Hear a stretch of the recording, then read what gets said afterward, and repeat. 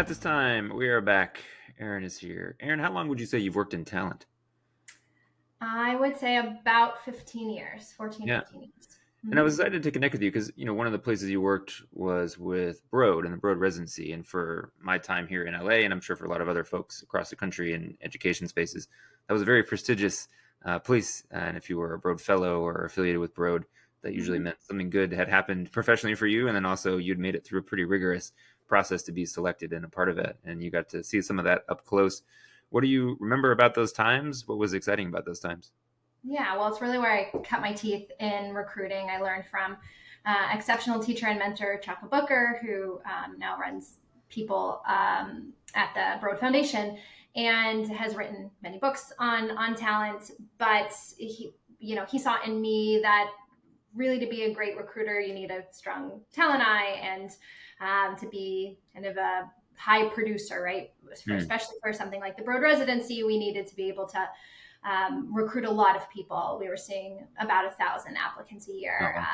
At 3,000 at the top, I wouldn't say all those were highly aligned to the profile, but we were seeing a lot, so we needed a lot of production. I mean, I think what I learned about talent in general was if you get really obsessed or tight on a profile and identify things that really matter, right? A rubric, a set of competencies or mindsets that really matter to the work you're doing, and then keep true to that consistently throughout a process, you can have really strong results.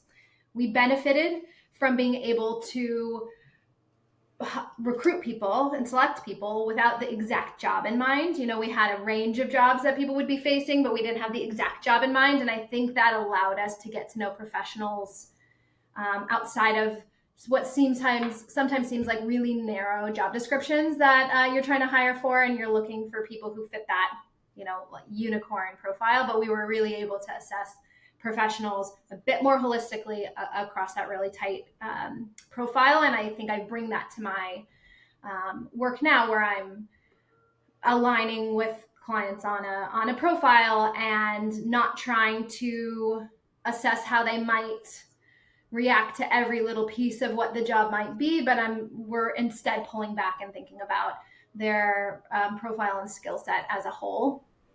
Yeah. Yeah, that makes sense. Yeah, yeah. Once folks had their apps into Broad and say got through that first cut, what was the process after that? How many steps were there? Yeah, we did a video review. We actually had a differentiated process. Certain candidates, kind of depending on a few things, kind of went into a process where they would do a video review kind of before or after one stage. So it was the same number of stages. It was just when we took a look at certain things varied a little bit. Yeah. But they would do a set of video responses that we'd use to get to know their background and a little bit more, voiceover of their work experience.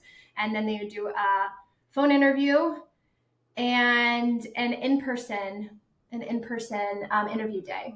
And that's to be a finalist for the Broad Residency. And then we would, for most of our residents, we'd then go through a process where we'd match them to interview with the partner organizations, and they'd then interview there. Yeah. But those stages, kind of the application, video responses, phone interview, in person. And do you feel like those steps should always be there in sort of that pretty much form and fashion? And some of the work you're doing now, or some of the people you're advising, do you always try to stick to something that's pretty close to that because it served you so well during your road time? Yeah, I do things a little bit differently now. I do application, phone interview. I still think phone is better than Zoom for the first round interview. I think people Right. can think, as a candidate, I think you can think better if you get to walk around and Oh yeah. have a little bit more, energy flowing in your body. Sure. And as someone who conducts a lot of phone interviews, I find it easier to take notes and really focus when Mm. I'm not also staring at their face or my face or worrying about am I looking too concentrated. Yeah.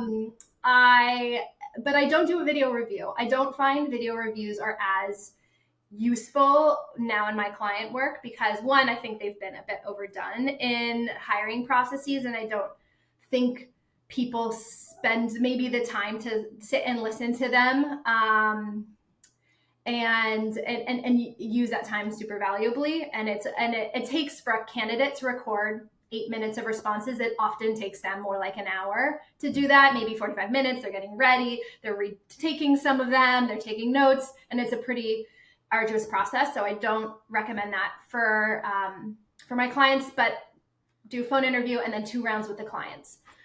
Around where candidates are submitting existing work products, not new work products, examples of their work at its best that fits into a certain set of guidelines, and then kind of a final round. And if it's a remote job, the final round's also virtual, but if it's not a remote job, then the final round's in person.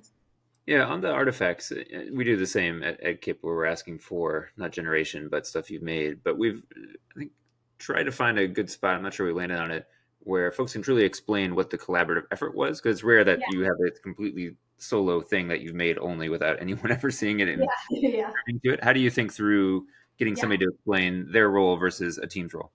Yeah, so we encourage or we ask candidates to write a paragraph of context of the artifact when submitting it. So they're submitting some written explanation of how this came to be, why it came to be, what we're looking at.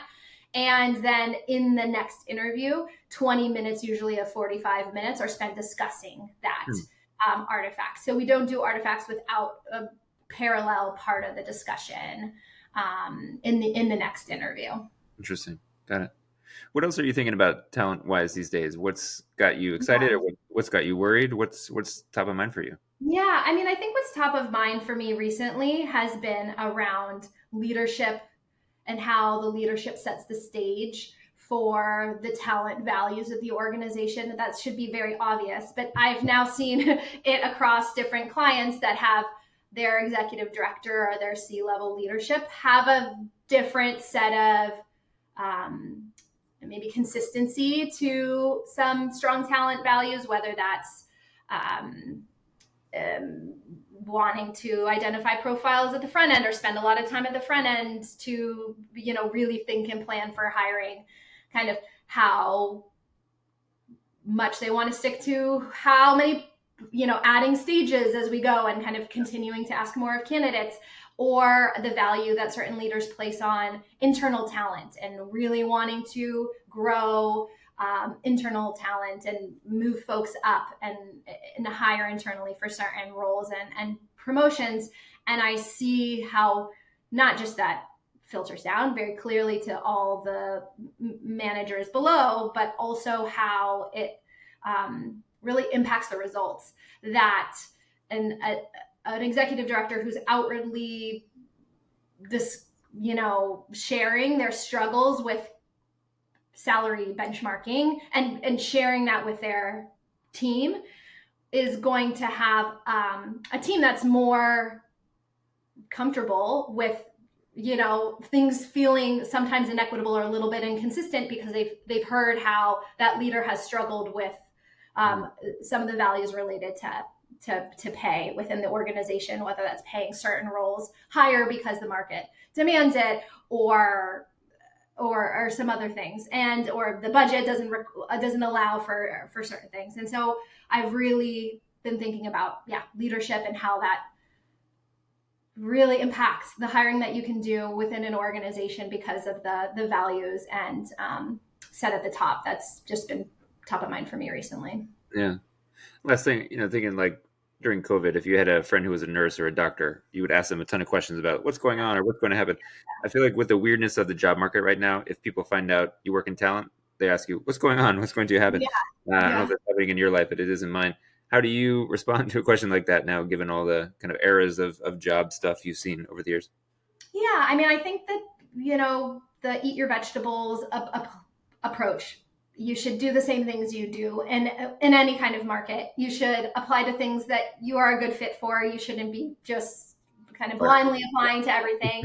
And, protect your time and energy, I think, by applying to fewer things, making sure they're a good fit, and doing the right, networking to see if there's somebody who might be able to say, hey, Erin applied. I encourage you to take a look at our application, as opposed to, like spending a lot of time on things that might not be a good fit. I'd be really cautious with ChatGPT and other AI for your application responses. Those of us who read them all the time know some really key phrases, how you're deeply drawn to this job. So do not use the word deeply drawn. Do not use that phrase in your applications. And I would say, yeah, I mean, because when the market is tighter for candidates, when it's more of an employer's market, I think you have to be conscientious about how much of it is a jump, right? From your current, what you've done before to what you're doing. And so when it's in the candidates market, I think you can be a little bit more, flexible and liberal when you're thinking about what you might be able to do next based on what you've already done. And when it's not that way, you have to really know that people aren't going to be seeing, they're not going to be making the leap that you can do this because you've done that. It has to be adjacent, diagonal, or pretty similar to what you've already done. So I think that's some advice that I'd give candidates. Yeah, that's well said, for sure. Well, if folks want to find you or seek your services, what's the best way to do that? Yeah, I mean, I think on LinkedIn is probably the easiest way for candidates to find me. Erin Keller, EK Talent. There's probably a lot of Erin Kellers, but that's me. And I respond to messages or connection requests if people just want to jump on the phone and talk about things. I'm always doing that. It might be a few weeks down the road, but I'm always happy to chat on the phone to folks. And you can also find how to get in touch with me if you're interested in partnering on a search. Perfect. We'll make sure all that makes it into the episode description. Erin, thanks for coming on. Thanks everyone for listening. You can catch all past episodes, all the places to get your podcasts, and catch Erin and I in stunning 4K on YouTube. Until next time, we'll catch you soon.